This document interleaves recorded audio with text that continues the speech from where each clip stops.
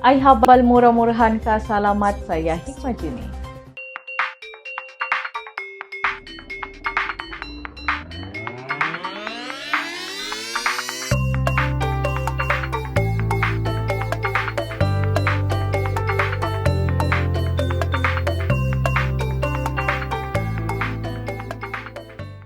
Sabah terima bayaran dividen RM100 juta daripada 14 GLC negeri.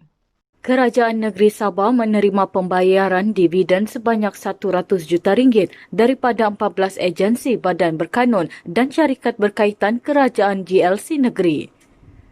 Jumlah bayaran itu meningkat 67.8% berbanding tahun lalu. Replika cek pembayaran dividen itu diserahkan oleh wakil setiap GLC kepada Ketua Menteri Datuk Seri Panglima Haji G. Noor yang juga Menteri Kewangan 1 Sabah.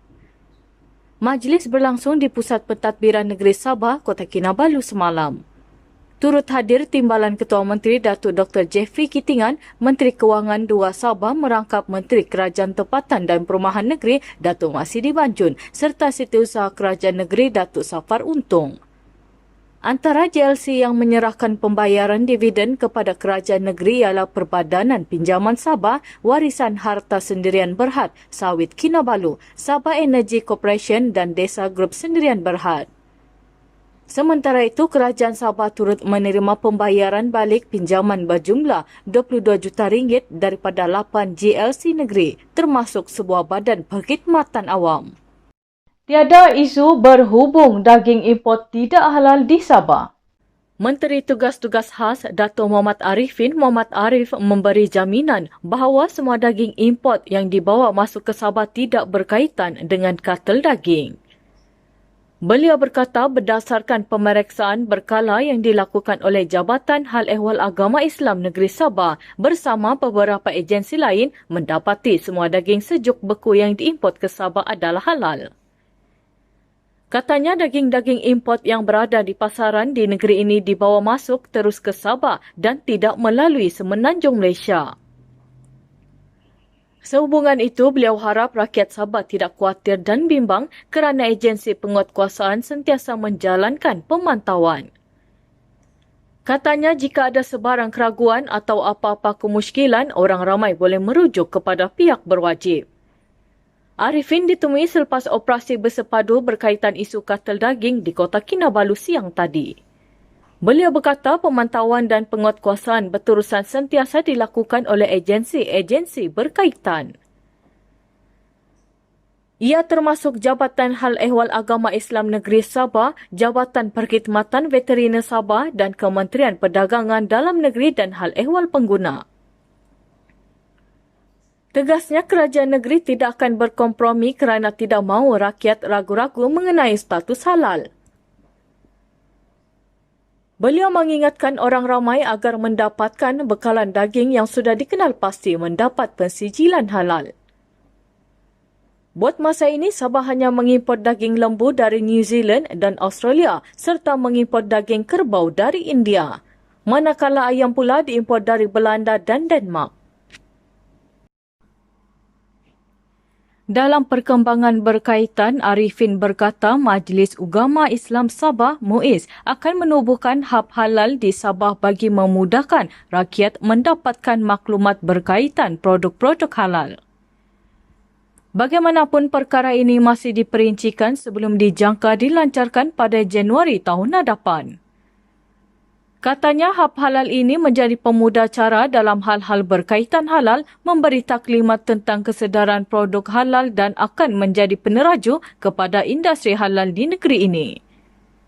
Beliau berkata demikian ketika ditemui semasa operasi bersepadu berkaitan kartel daging di Kota Kinabalu siang tadi. Muhammad Arifin berkata pelancaran hub halal ini akan dibuat di Kota Kinabalu dan dilaksanakan dengan bantuan jabatan-jabatan berkaitan. Buat masa ini, industri halal di Sabah dikendalikan Majlis Jawatan Kuasa Bahan Makanan Gunaan Islam MGI. MGI akan dikembangkan sebagai salah satu rakan kerjasama dalam hub halal ini. Sempena sambutan Tahun Baharu, polis menetapkan beberapa aktiviti yang tidak dibenarkan.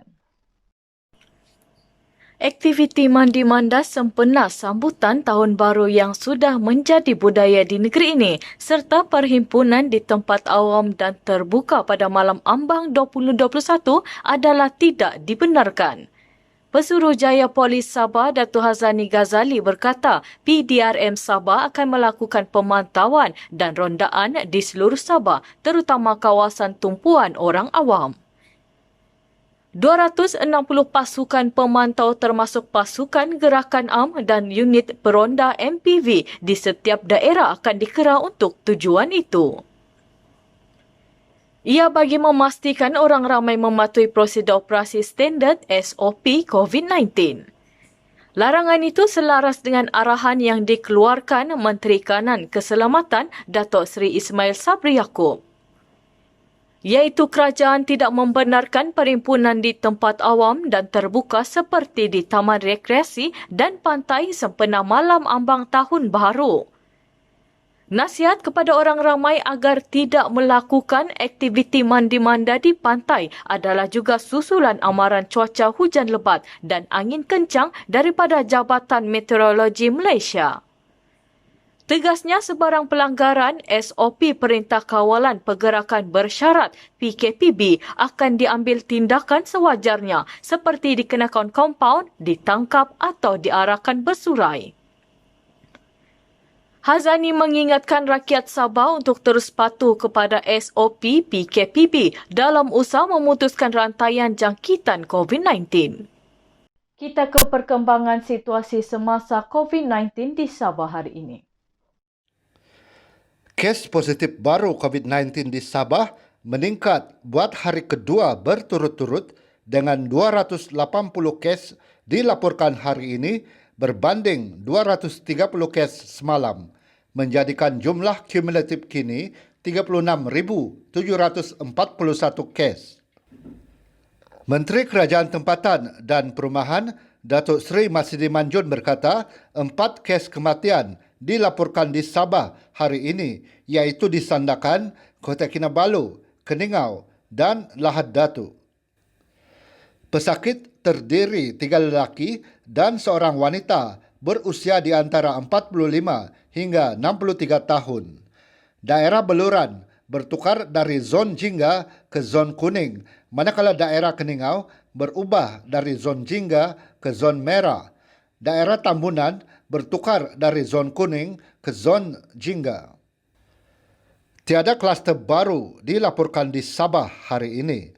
217 pesakit di Sabah telah sembuh hari ini, manakala 1,591 pesakit masih menerima rawatan.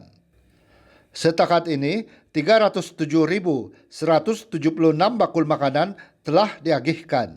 Saya Hikmah Juni, Maksukul.